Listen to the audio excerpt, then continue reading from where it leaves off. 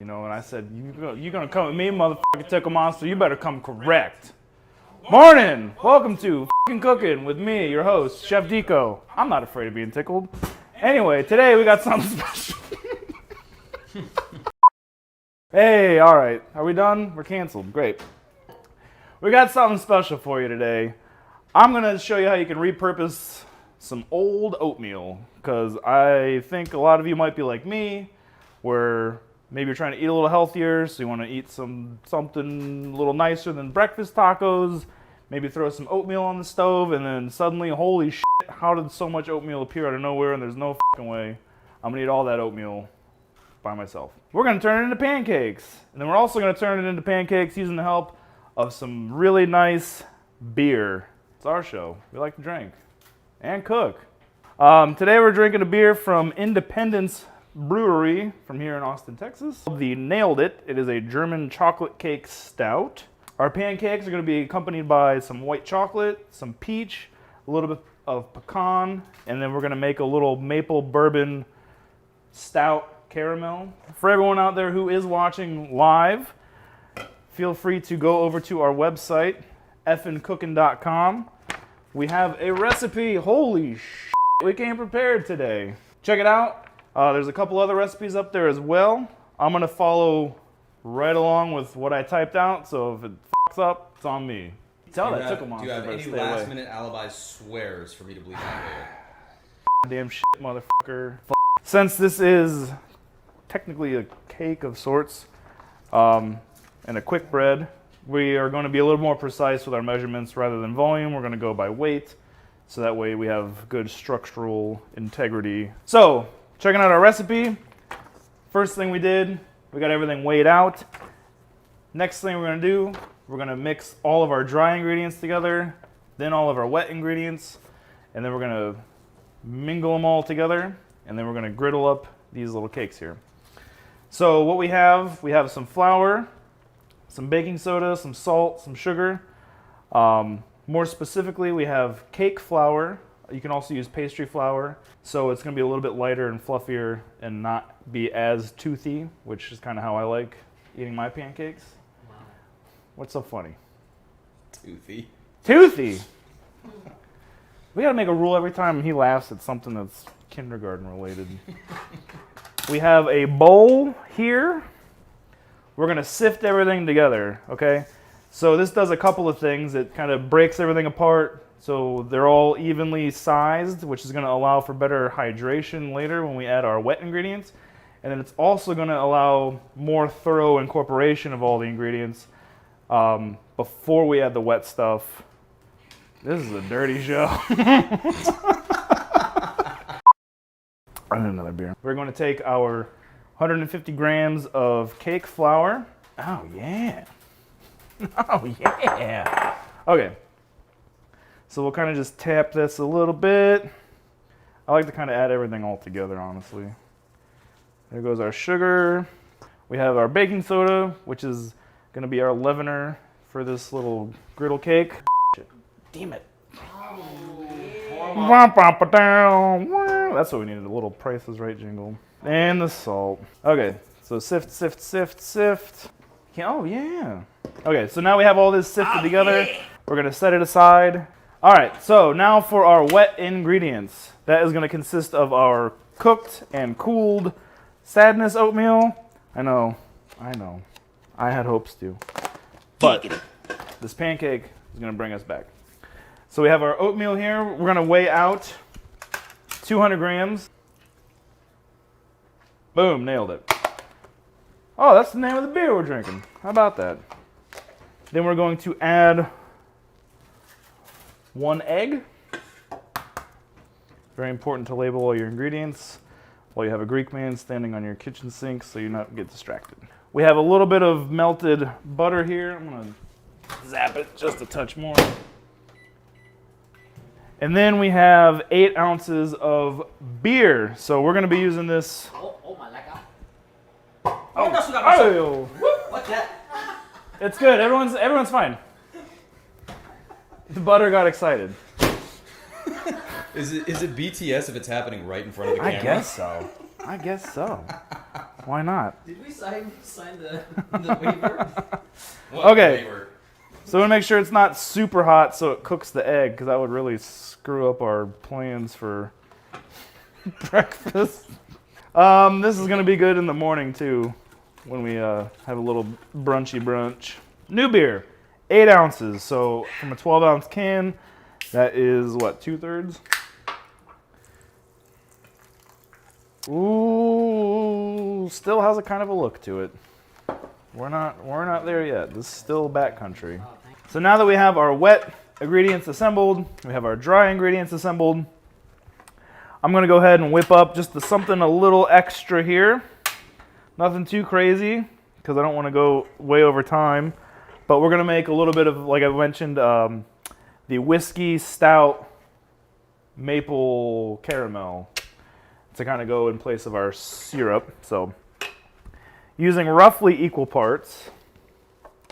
This part we don't have to be super exact with. We're going to just add some maple syrup. We're going to use a little bit of 9-banded bourbon distilled right here in Austin, Texas. Ooh, delicious. Cooking with booze, baby. All right, there goes that. We're going to use the remaining 4 ounces from our stout. Who that question? Hold on, quick. You take a money today, put it over there. Then the more money, make it the more money over there.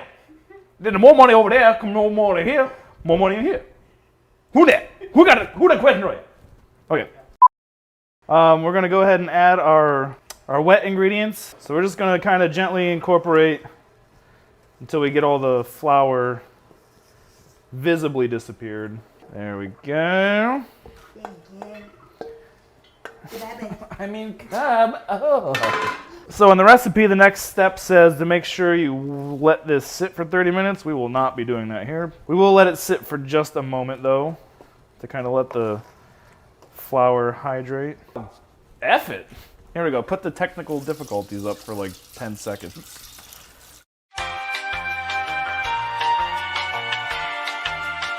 And you can fight me all you want. I'm not afraid of your feet or your toenails or your bad attitude, for that fact. Hi, welcome back. Okay.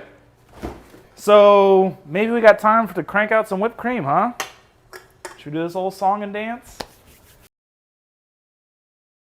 So we're gonna crank some cream. The family show. Is this supposed to be like the ice cream cake episode? Kind again, of. Where you were doing that for like 3 hours? No. Yes, but no. DJ But yes. Diddles.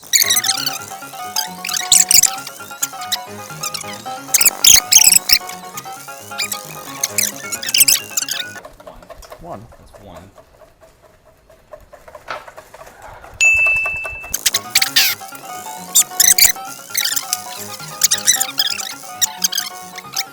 How we doing? Awesome. Good? Look at that. 20 minutes gone. 20 minutes gone. Oh, heck, we gotta go. We gotta go.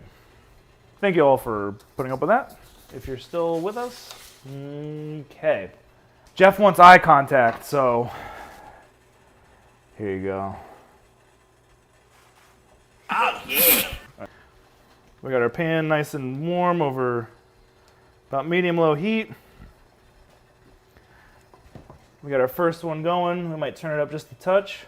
So while this is cooking in the pan, you're going to see a lot of bubbles coming to the surface. So that's our baking soda activating. That's the beer expanding carbon dioxide, right? There's a lot of stuff going on. It's science. It's crazy. I don't even know all of it. But we're going to eat it. So that's pretty cool. But what we want to do is wait till these bubbles actually kind of solidify and just become like solid holes around the edge. Wet stuff, solid holes. You want to kind of nail down the size portion in the beginning because you don't really have much time to recover. Jesus.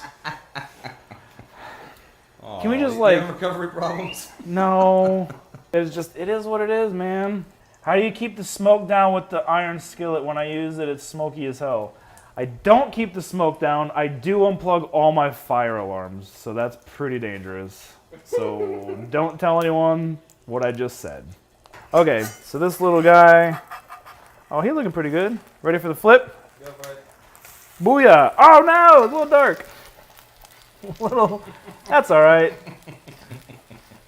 That's fine. Everything's fine. That's what Robert Kraft was asking for at the South Park. Yeah, so we'll put this one on the bottom so we forget all about it. At this point, whatever your garnish is going to be, even if you're doing berries, is another really popular one too. Just once it kind of starts setting and you start seeing the bubbles come up more and more, just kind of plop these guys in. It's really easy and tempting to just kind of chuck them in there, but anything that doesn't get on the pancake is going to like instantly melt on the skillet. There's going to be more shit you got to clean up. All right, you know what? Here's your dang shot roll. You got another one. Oh, okay. I feel good about this one. Ready? Yep. Oh, do I? Okay. Don't go back. Okay. That's good. Okay, so let's garnish this motherfucker. So what we're going to do, we're going to put some more chocolate chips on top. You want to hit this step as soon as it comes out of the pan so they kind of start melting and getting really all nice and ooey gooey.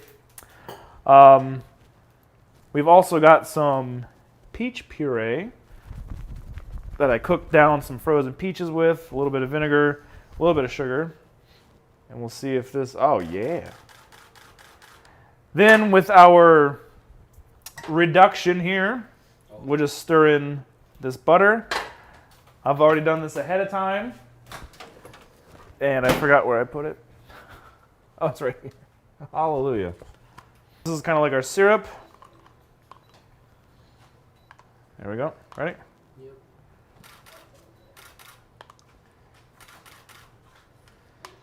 There we go. There we go. So again, this is maple stout bourbon caramel. Just let it rain. And there we have it. If you want, you could throw a little bit of Texas pecans on there as well. Then we have our, what do I call this? Oatmeal stout f***ing pancakes. Thanks for forgetting the whipped cream that we spent 10 minutes. No way, you're right. Holy crap on a cross. Oh, All right. the freaking whipped Wow. Thanks, Brendan. Just kidding, guys. We're back. It only occupied a quarter of the episode. Well, that's good. It's the last thing we put on there. That's how I would do it anyway, so it doesn't melt too fast. And there we have it. All right, so that's our peach-infused vanilla whipped cream. Bon appetit, bitches. Thanks for tuning in. Enjoy your pancakes. Boom, boom, boom, boom, boom, boom, boom, boom.